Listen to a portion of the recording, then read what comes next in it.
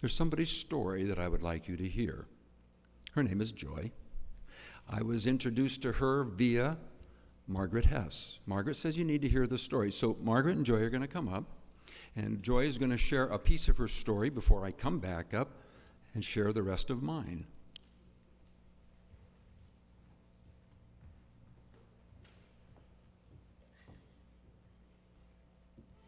Good morning.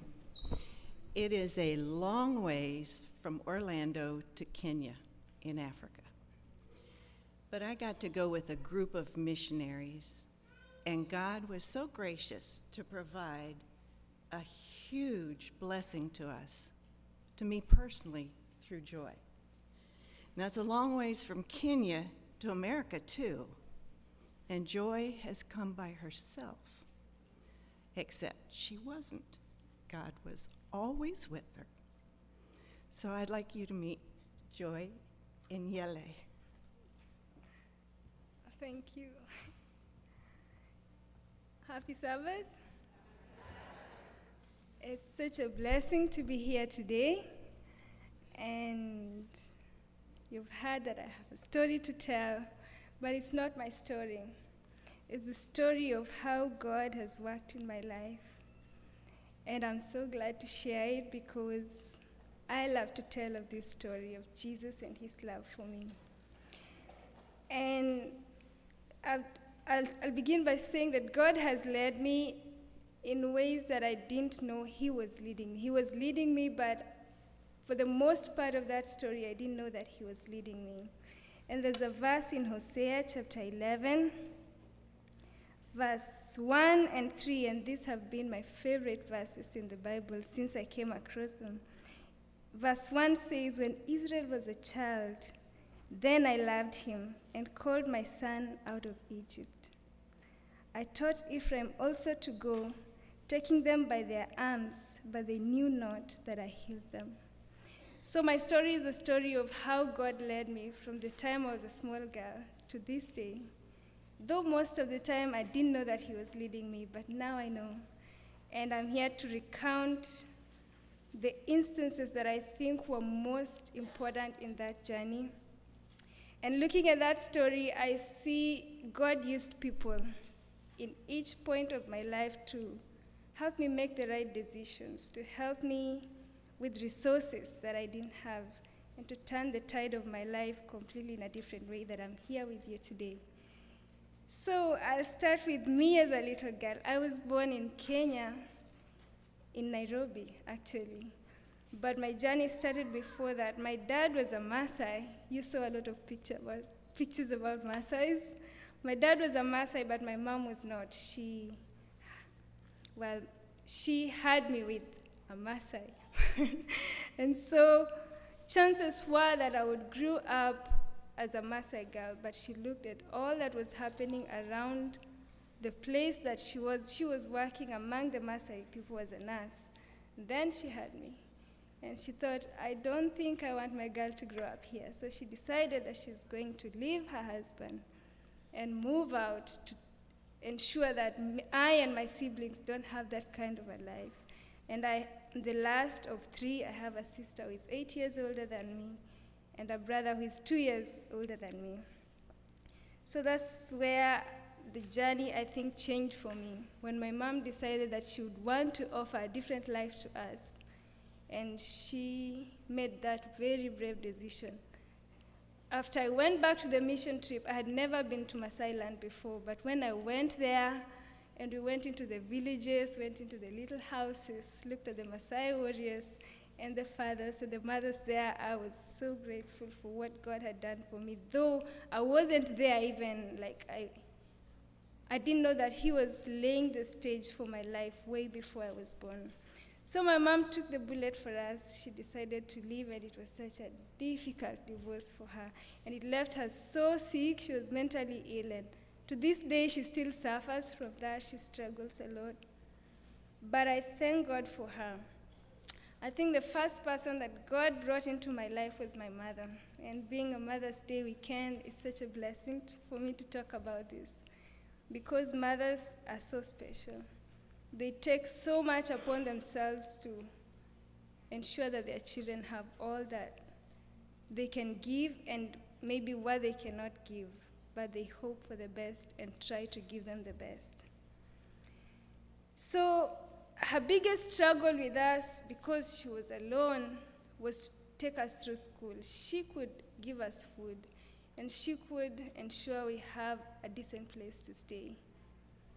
But education was so difficult for her, but she struggled through it. And she would take us, by the time I was in 6th grade, I'd been to 7 schools. Like, she would take us to this school, and they're like, oh, you don't have school fees, you have to go to the next school. And this affected us with our background. We weren't coping in school. And when I would go back and tell her, Mom, I think I'm not going back to the school, it's too difficult, and it's hard at times. Would be sent home for school fees so many times until I'm not catching up. She'd tell us, okay, let's look for another school. And she walked with us through the way. And finally, when I got to 6th grade, God gave her grace with the Catholic Church in my town. And the diocese bishop accepted to take us, I and my brother, on a scholarship. So we went into a nice boarding school. And that really changed our lives. But I had a lot to learn. I had a lot to catch up. And I wasn't doing well at school at all. I was always among the last students, and I didn't think I would make it. And I got to 7th grade, the equivalent of 7th grade, I was still lagging behind. 8th grade, I was still lagging behind. And God brought another person into my life that is remained to be so special. I think with this person changed the whole current of my academic pursuit. And from that time on, it's become easier. It was the principal of the school that I went to. He was a Catholic brother. You see, Catholics have nuns and brothers and fathers. He was a brother, and he was the head teacher of that school. And he was a good person. I didn't have classes with him, so I didn't know much about him. But he knew I was there on scholarship, and he saw how my mom struggled to take care and to take care of me and to ensure that I was cool. My mom worked like 30 minutes away from where the school was, and she would come every evening to see how I was doing, because I was in boarding school by this time. And I think he looked at how my mom was struggling and how I was not doing well in school, and he decided he will help me. I wasn't the best. I was the worst of the students in school. And he decided I'll help this girl. And he went and bought materials for the national exam. This was my 8th grade, and we have a national exam at the end of the year to determine which high school I could go to. And I had like about 3 months before the national exam, and I wasn't doing well. So he went and bought the national exam series since 1990. That's a long time, so many years of the exam. And every day in the evening, he would take me aside and sit with me and take me through the questions, so that if I can answer all those questions in all those exams, I can do well in my final exam, because somehow they tend to repeat the questions. So he took me, and question by question, he helped me answer them. After going through like 5 of them, I realized, oh, I think I can do it. So he left me to do it alone, and I kept trying, and he kept giving me deadlines and encouraging me. And finally, I was able to get through, and the final exam came, and I was the best girl in my class. I used to be the very last, and God helped me. So this one teacher was one person that God brought into my life, apart from my mom, that really impacted my life. So I went on to high school, and I was now confident. I knew I can do it. I learned how to study and have my notes, and God was helping me, but there was one more pitfall for those who do well, who think they do well, and that was pride. I started despising my teachers in my high school, and I wasn't cooperating with them now. So I remember I had an English teacher. He was mild. You know, there are teachers who are strong, but this teacher was mild, and he wasn't having good control of his class.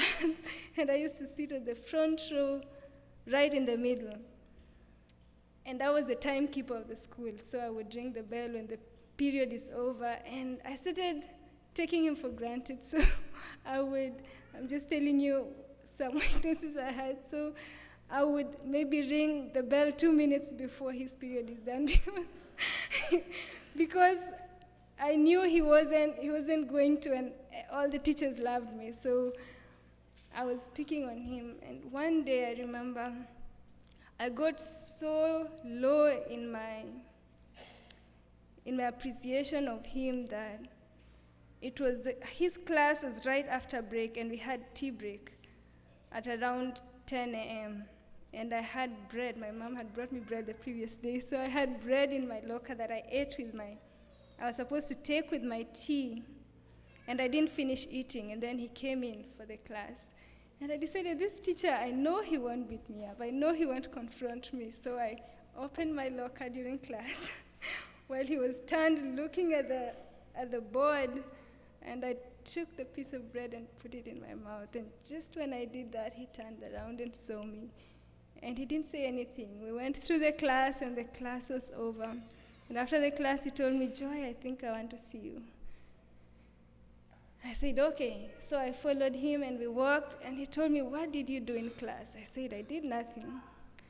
And he told me, yes, you did something. I told him, no, I didn't something. He told me, I saw you put a big piece of bread into your mouth. I said, yes, I did. And he didn't scold me or anything. He told me, Joy, I want to be a good teacher to you. And will you let me be a good teacher to you? That broke my heart. And God broke my pride, and I said, he didn't break it by humiliating me. He broke it through the love of a teacher who showed me the character of God and how he deals with our weaknesses and our pride and our sins. We despise his sacrifice for us. And from that time, I decided I'll honor my teachers. And that was a blessing to me because I was able to cooperate with them through high school. And I came out well and successful. So God put that teacher into my life to help me. I had come a long way, but I would get lost at that point, and he helped me through that. So I finished high school and went to college. And God knew I had big plans. I was taking microbiology. I knew I wanted to finish my undergraduate and go for my master's and be successful and take care of my mother and be the star of my village. But God had other plans. He knew that he didn't save me and he didn't bless me just for me. And he wanted to give me something to live for him. So I went to college and I was excited. I was doing well in my first year, but after my first year, I became so sick. And I didn't know what was wrong with me. I would be taken to the National Hospital. I was in the college in the city now in Nairobi. And I would be taken to the National Hospital every Wednesday, and they would look for what was wrong with me, but they couldn't find. I couldn't concentrate. I couldn't study. I was just sick, but no one knew what was wrong with me. So I decided after my first semester of my second year to call off my studies and just be at home and recover. So I stayed at home, but I think I started losing hope because education was the only thing that I had, and now I didn't have it. And I saw that I wasn't able to grasp as before. And I remembered my mom and her love for God. One thing that she always taught us was that God was everything for her. There was a verse that was her favorite, was Psalm 68, verse 5, and it says, "A father to the fatherless and an advocate of widows is God Almighty upon his throne." And she taught me that God was everything to her. So I remembered those days and went back to my Bible and started reading my Bible. And the more I read the Bible, the more I saw that God had a plan beyond what was happening to me that time. And I remember reading the book of Isaiah from verse 40. Those words of encouragement to me, and God was showing me he would restore me. And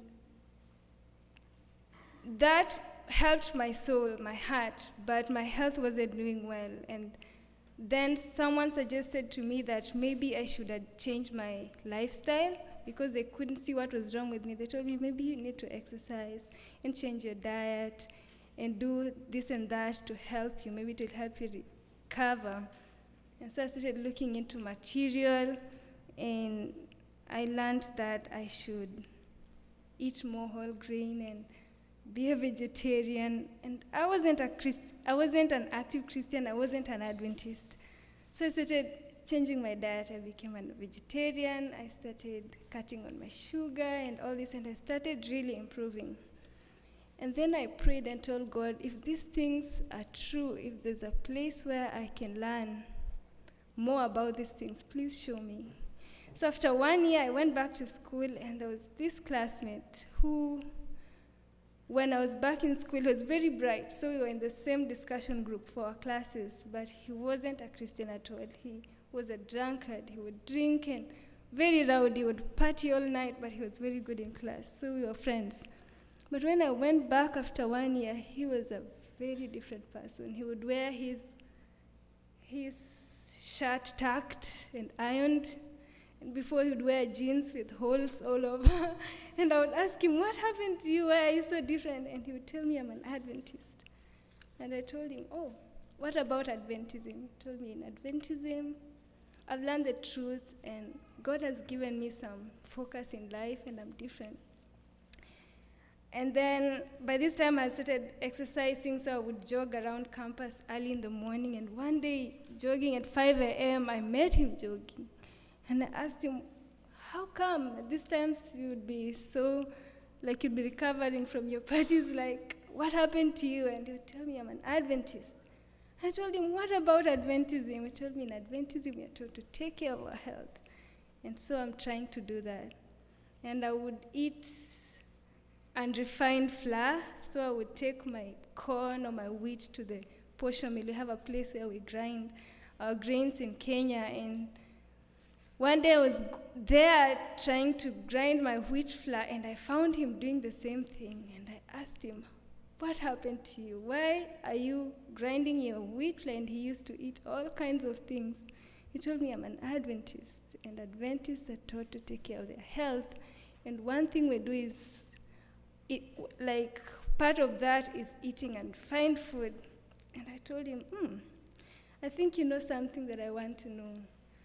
And what is this about health that Adventists know? He told me, I have a book that I've just finished reading. Do you want it? I said, yes. And he gave me the book, Counsels on Diets and Foods. That was my first contact with Adventism.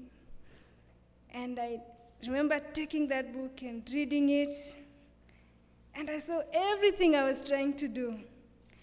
And everything I read, I went into my shelf, and I would just take my stuff and put them in the trash can.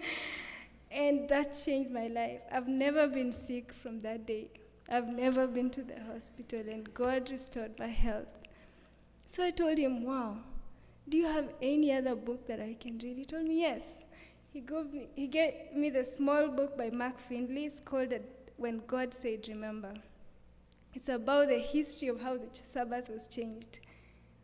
And at that time, it happened that I had started having my devotions. So I was reading the book of Hebrews, and I had come to Hebrews chapter 4. Then I read this book of how it talks about that there remains a rest for the children of God.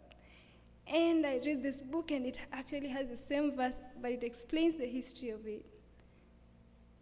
I didn't believe it, and it took some time, and then some things happened here and there. Eventually, he and his friends gave me a long Bible study, and I became an Adventist through his ministry.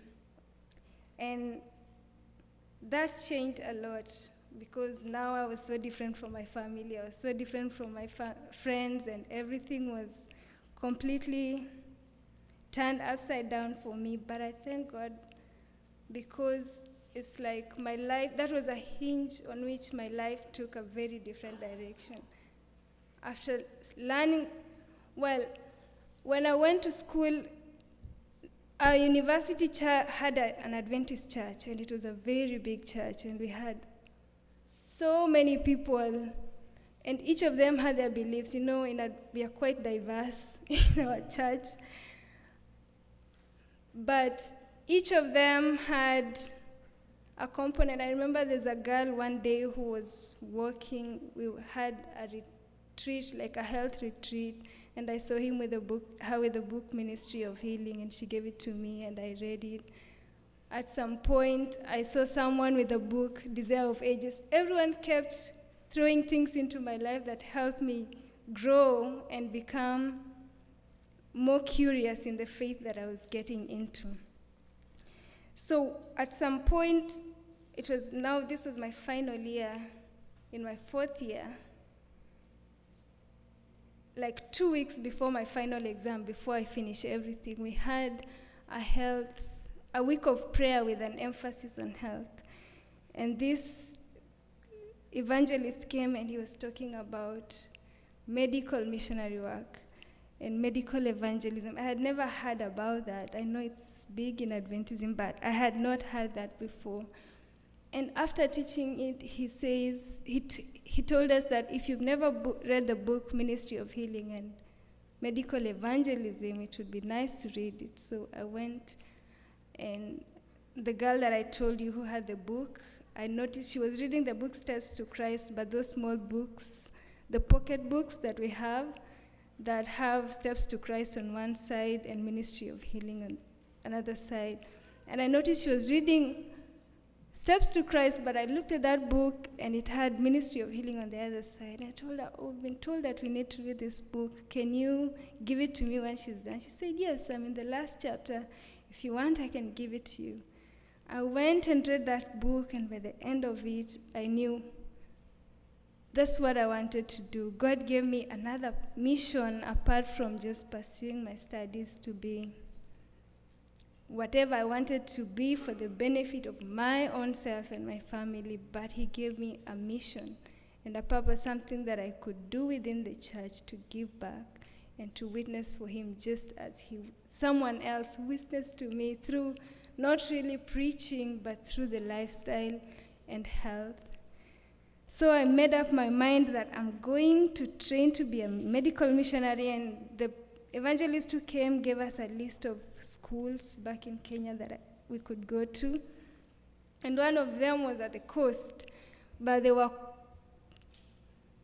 the program was starting so soon after I finished my final exam, and I knew I wanted to go on internship or something like that.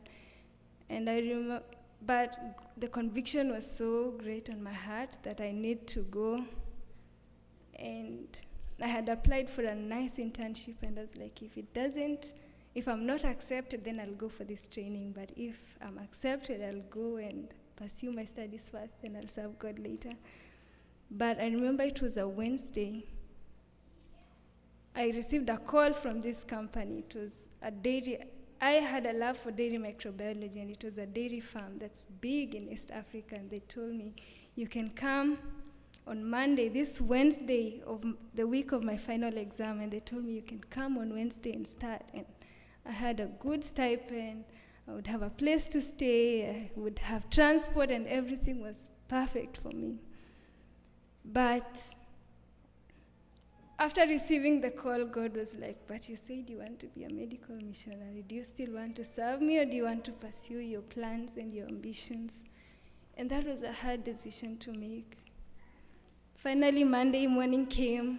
I was torn between going to work or staying and planning to go for the training, and God helped me to make the choice. And I went to the medical missionary training school at the coast of my country. It was a 6-month program, and went through it. But I thought I'm going to train to be how to do hydrotherapy and make concoctions and all these things. But being in a community of Seventh-day Adventists, a self-supporting ministry, was so difficult for me, and I realized I had so much to learn. So I spent the 6 months just trying to adjust and to be a Seventh-day Adventist. There are so many changes to it. And by the end of the program, I realized I've not learned much. I've not learned what I really wanted to learn. And then the very last week, 3 weeks of the program we were supposed to learn Revelation. Apart from the health classes, we were supposed to learn prophecy. So there was a course on Daniel and Revelation. We finished Daniel, And then we were supposed to start Revelation, but the teacher took long to come. And finally they got this teacher who was a Heartland graduate. He's Kenyan, but he had come to Heartland here in the US to study. And now he was back in Kenya, and he came to teach us Revelation, and he would go through all those things, and I wasn't getting it. I told him at the end of the program, you know what? I don't want to be a preacher. I don't want to teach these things. What I want is just to be a medical missionary. And he told me, I think you want to go to Heartland. He told me they have a good health program, and I'll help you. If you want, just go and apply for a passport. I even didn't have a passport, and once you have it, tell me. So I went. I took like 3 months before I applied. Finally, I called him, and he sent me a link. I thought he would call someone and give me a scholarship. He just sent me a link and told me, go to that link and apply, and if God wills, he'll take you there. And I went in and applied, and Heartland has a big application process. It's like you state all your beliefs and convictions. But I was like, okay, if God wills, I'll do it. So I applied. When I finished applying, they sent me an email and said they have a missionary training fund where they give scholarships to students from third world countries. So you train and for the amount of years that they sponsor you for, you have to go back in your country as a missionary. And they told me, we have the fund, but it's full right now. You have to wait for 1 year. That was 2016. Maybe after 1 year, it will be open and you can come in. So I went back home and worked in my mom's farm. God was like, I think I'll take it. Well, God impressed me that he wanted me to go, and I trusted that he'll open the way. So I went back home and tried to settle things, ensure my mom is okay, fix things at home, so that if I go, she will be cared for, like I'll be at peace and know that she's okay. So for 9 months, I went back home. And in 2017, they started contacting me again, and they told me, oh, you've been accepted. I was like, okay. And they had a problem now of looking for a visa, and my ticket is so expensive to process everything. But God opened ways, one after the next. I didn't have a problem with my visa. I went in, and in like 2 minutes, they told me, oh, your visa is granted. And he took me through the resources and provided everything, and I came to Heartland. And it's been a blessing. Coming to the US, at home we look at these things in movies, but living it is something else. And so I thank God for bringing me to Heartland. Heartland is in the country, and life is not as fast as the other places. So I thank him for taking me there too, because he put very good people in my life. People who were very patient with me to help me adjust and learn. And one of them is why I'm here today. It's our Women's Dean, it's Mrs. Hess's sister-in-law. And I remember last year, I came for ASI, and we stayed at her house, and that's how we learned of the mission trip. And God worked very miraculously. Eventually I went, and that's how I'm here today. And looking back, I see that this is God's story, and He's used so many people to build it. And He had a plan for me, and I didn't know it, but He's brought me through it. And I think of a verse in Proverbs 3, verse 5 and 6, and it says, trust in the Lord with all thine heart, and lean not unto thine own understanding. In all thy ways acknowledge him, and he shall direct thy path. And I think, looking back, I see that has been a story. I didn't know how to trust him, but he asked me to trust him at every step of the way. And he has granted more than the desires of my heart, because I didn't know even what to desire. I just had this much of a glimpse of what life was up to. And he keeps revealing more and more to me, and giving me more than I could ask or think. There's a verse also in Proverbs 4:18 that says, the path of the just is as the shining light that shineth more and more unto a perfect day. As we walk in life, we may not know exactly what God is doing, but He has a plan. And just like the sun comes out in the morning and it keeps growing brighter and brighter, our lives in Him can be led to be brighter and brighter for Him, because we are epistles and we are lights on a hilltop that cannot be hid. Let's just ensure that we stay in Him, that He may shine through us as He unfolds His story for us. Thank you.